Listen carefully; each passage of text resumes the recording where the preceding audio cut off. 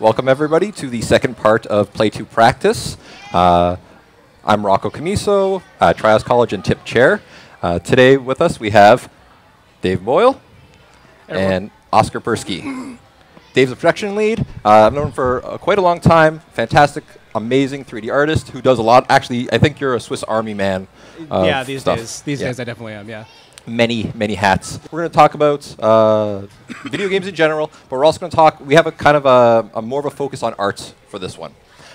So first off, why did you choose to get into the world of art? Well, I guess for me, when I started it started in high school, I think. I was really good at my art classes, and I was really good at my programming classes. And when I graduated, I kind of figured, okay, well, what am I going to do with that? And actually, at the time, I didn't really think that there was much to like. I didn't really think there was much of a future in being an artist. I just pictured this, the starving artist dude, living on a mattress in his apartment, in his empty apartment. Canada's Wonderland on the weekends. Exactly. Yeah. Yes. Yeah. So being good at those two things, I actually went and did programming for 2 years at a college in my hometown. Dropped out of it. I decided I actually hated programming. And then, so I was like, okay, well, I mean, I don't want to do programming, but I already have all this kind of knowledge in art, and I do have a bunch of skill in programming now, I guess, a little bit. I love games. I should go be a game artist. That feels like a really good way to go, and that feels like an actual career path versus, painting on a sidewalk, caricatures and stuff like that. So that's what got me into art in the first place. Very cool. Yeah. Very cool. About downplaying those caricature artists who are at Canada's Wonderland. They do fantastic work. And they make a pretty penny. That's true. Yes. Do they? Yeah. Oh. Yeah. Okay, well, maybe I screwed this whole thing up. All right. Oscar is a game developer who actually has a game being demoed here at Play to Practice. It was here last week, and it was our last time we had it. And a lot of people are enjoying it, and there's a strong visual attached to it as well. So within the those past few games that I was able to make, most of them are on the basis from like the game jams, and one of them was on Ludum Dare, so you have within a resource or time constraint just to come up with like a game in a short time frame. And the best solutions, what I always find out is like usually almost near to the last moment, even if it's like the final 7 hours, some compelling idea starts to surface, and I think, why not? And I decide to think, well, to take one of the normal conventions where it's usually from some mobile games where it's just more straightforward mechanics, and then start to put as much polish as it could be in the visual aspect, and just to go from there. And and sometimes there's like a lot of conventions where you could follow the approach of the aesthetics, where it's like in order for like compelling visuals has to be like a lot of details. But I decided to think, what about the aspect of lighting, color, the set of tone, the mode, the timing, and all these other attributes, which a lot of things were taken for granted. And even the other aspect too, I think, not necessarily always just on visuals, but even sound and music too, how it could further amplify, and that put together just created a synergistic effect. And from that, and the way how I had from those recent games, I just go very shader heavy, and then just to see how far it could go from there. And I think, and there's just lots of things you could do, like with like shaders, so like the sky's the limit.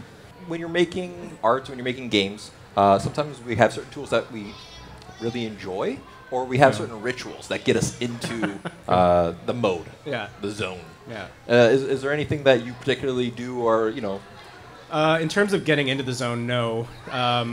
There are times where, I'll come into the office and it's an art-heavy day, and I just gotta, and I'm not in the mode. I'm just not in an art mode that day, and those are hard, and you gotta just kind of slog through them because that's your job at the end of the day. I will say that one of my favorite rituals, though, it has nothing to do with getting into the zone, but once I'm there, and it's a really weird one, is actually like unwrapping. And so if you don't know, anyone who does 3D modeling, they have to unwrap their models and make them onto a UV space, a little square box that all like the textures are represented on. And the act of unwrapping and placing those little islands of UVs is, I don't know, it's like weirdly euphoric. It's just like it's like a little jigsaw puzzle that has no real clear solution. At some point you just step away from it and goes like, good enough. Like, this looks great. I love it. Yeah. And then you start texturing it. But I actually really enjoy the kind of zen of just kind of like trying to figure out how these things should pack into this space better, you know? It's Tetris, but then at the end you get to keep something at the end. Yeah. Yeah. It's Tetris, but like there is no real like you did it. It's like Yeah. good enough, I guess. You imagine you put all the maps on, and then it just disappears. You're like, oh no, gone. Yeah. You packed it perfectly, and the UVs just disappear. Disappears. Yeah. Yeah, Oscar, same thing. You're talking about the shaders. Is there a certain thing that you're really relying on, or is there something that you're like, okay, I'm going to get into this to get myself inspired or whatnot? Yeah, so in terms of like shaders, right? It's like sometimes when it started out, like for my case, when I use Blender game engine, you know, they usually have like a very limited sort of palette for the kind of effects they do. And then there was one aspect where I decided to do is what happened to be able to chain together in some certain ways. And then there was upon one instance where like the effect was like really unusual, that when I try to reproduce that same type of shader stack on Unity or Unreal, it just didn't seem to happen because each one of those engines has their own peculiar ways for how they stack the shaders. And the thing that really compels me to still stick with Blender even till today is that there's a very peculiar way that when rearranging the effects, that they have like a very unusual ways. And yeah, there's more to that. So even like the artifacts, it can make really wonderful things that can happen. So one thing I kind of used to get into, if I'm doing texture painting, that's my favorite thing. Unwrapping's fun, but like, cool, I got my model and I can just kind of go to town. Yeah. Normally, if I have to do animation or modeling or concept art, no music, just kind of go towards it. Yep. The second I'm just applying paint, the loudest thing, the world just drowns out, which I know is kind of a cardinal no-no. You don't play music when you're doing work. And one of the ways I learned that was a very negative thing, you're not supposed to be having music while you're doing work, was from Richard Williams. And I think it's a little bit topical. We're talking about him right now. He recently just passed, but I know he influenced a lot of people. I know myself. And he had learned that, you don't play music while you're doing animation. Okay. I'm breaking that. How did he influence you? So I have his book, the Animation Survival Kit. It was actually like I think required reading back in the college I went to. But I mean, every bit of animation skill I have is thanks to that book. The overlapping actions and like my walk cycle. It was like one of my final projects that I did for my animation class was like this really good walk cycle that I'm actually still really proud of. Like 10 years later, I'm like I really nailed that one. And that's all thanks to him actually. Yeah, big Roger Rabbit fan. Also. Yeah.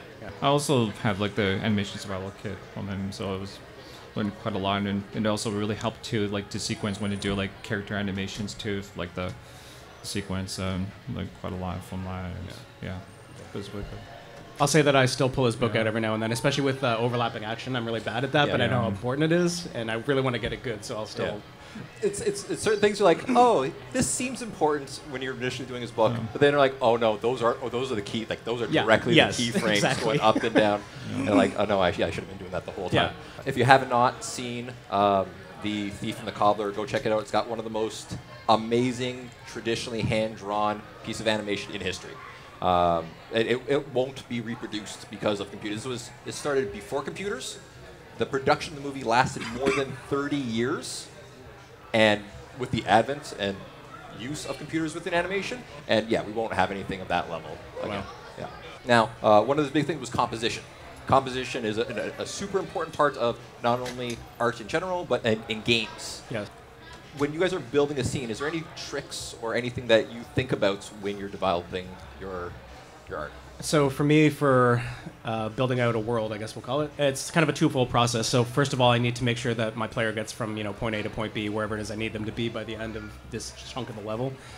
But then also I tend to look at it in terms of storytelling too. What it is I want to say, and that'll tie back into color and structure and composition and all these things. But it's all designed to kind of tell the story of like what's happening in the world. That's kind of like the biggest thing for me. And like I said, it's all about like making sure that the player gets where they're going in a really clear and concise way. But it also is like, for me, it's equal parts that and also making sure that I'm kind of telling a story along the way.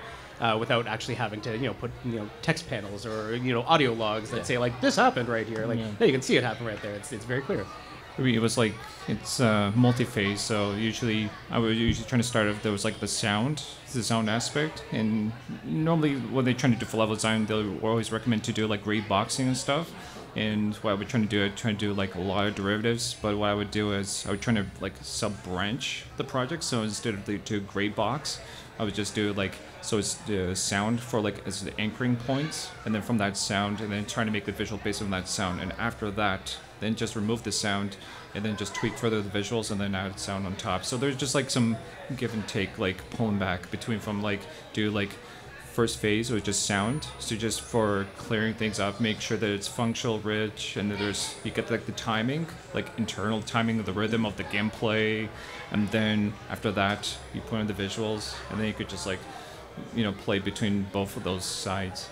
You said give and take. Actually, that's a really good way of looking at it. That's the way I kind of end up doing it too. Like especially with, like I said, if the goal of this area is to get from here to here, I start with that, and that's like the most obvious thing. That's like the gray boxing and stuff like that. And then I start going way off into like art design and like building this out and that out, and then like start making compromises of like, well, this is important, and I want to make sure that they see this. And then absolutely. At some point or another, you end up coming back and like the give and take of just like, no, I went too far in that other direction, and this is kind of unclear, and I have to bring it back again. It really can't be helped, because sometimes there's the moments where it's called feature creep, and sometimes you just put too much, or the other aspect is just over polish one thing, and then everything is so sparse. But there's those moments, like I think sometimes it's either the crunch period or some other aspect where you just bound to just try stuff.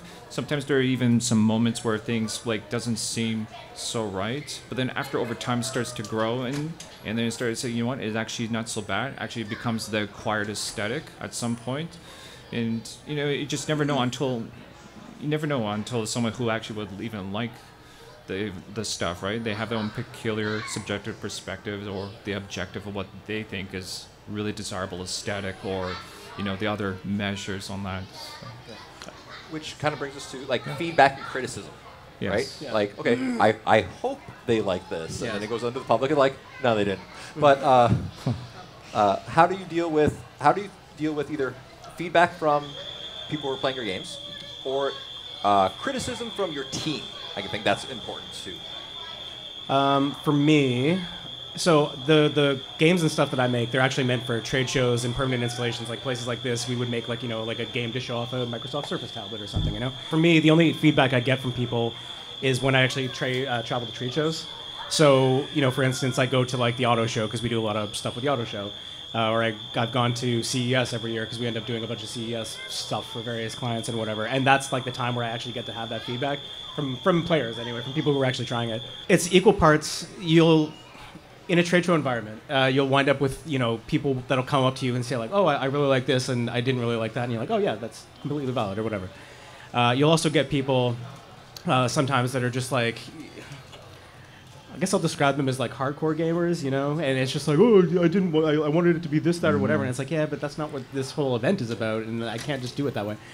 So it always ends up being like good feedback. It's just a matter of like what I can implement based on what I do for a living and like what the goals of this piece of software are specifically. In terms of feedback from peers and other people in the office and stuff like that, that stuff's always super valuable to me. If I'm any good at my job at all, it's only because I get to work with a lot of really talented people who know what they're doing and know what they're talking about. And when I take their criticism to heart, it just makes me that much better for going forward. There is no real downside to taking criticism and acting on it and caring enough about what people think to try and do something about it, in my opinion.